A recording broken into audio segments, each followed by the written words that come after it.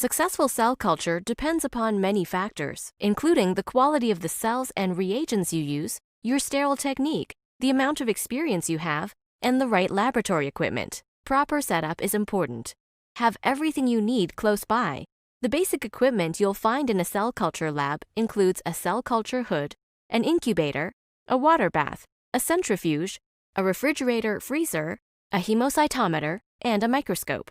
You'll also need cell culture flasks, medium and other reagents, pipettes, and waste containers. The hood provides a sterile environment to work with your cells without fear of contamination. Always open your cell culture dishes and reagent bottles in a sterile environment. Outside the cell culture hood, keep a stack of disposable pipettes nearby. Pipettes are placed in the hood during use and only opened inside the sterile field. Have the trash, biohazard bin, and sharps container close by. A cell counting machine, such as the Countess, gives you quick, accurate counts needed during culturing. Or you can count cells manually with a hemocytometer.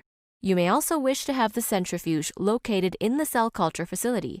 Incubators provide the appropriate environment for cell growth. Carbon dioxide and temperature settings depend on cell type and medium selection. Mammalian cells are cultured at 37 degrees Celsius in the presence of 5 to 7% carbon dioxide with high humidity.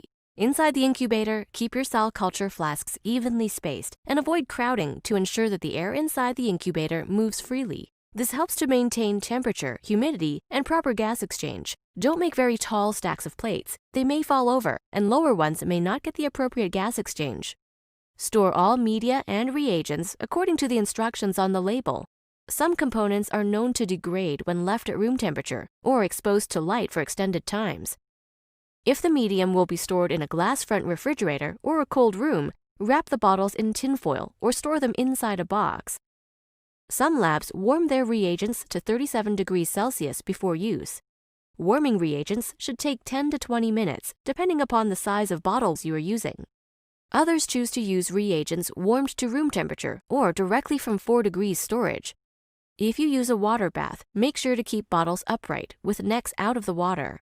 Specially designed bottle weights are available for use with the Gibco bottle.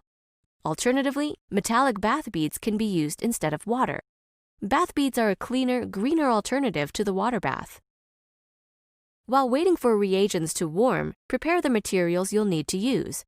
When working under the hood, make sure the hood sash is at the proper height. Correct chair height and body position prevent shoulder stress and also helps prevent contamination. Never breathe or talk into the hood.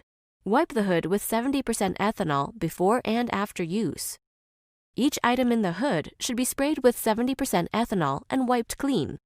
Items within the hood are usually placed as follows: pipette aid in front, reagents in back, tube rack in the rear left, small container to hold liquid waste in the back right, your cell plates in the center.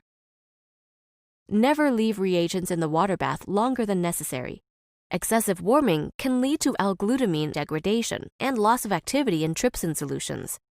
Gibco Glutamax and Triple are more stable versions of L-glutamine and trypsin. Remember to clean each item placed in the hood with ethanol. You may choose to spray the item before placing it in the hood or immediately after, as demonstrated. Transport your cells carefully. Don't allow damage to the cell monolayer and avoid medium splashing that can encourage contamination. If using flasks with unvented caps, be sure to tighten before removing from the incubator. View every culture under the microscope daily. Check on cell health and growth and look for contamination.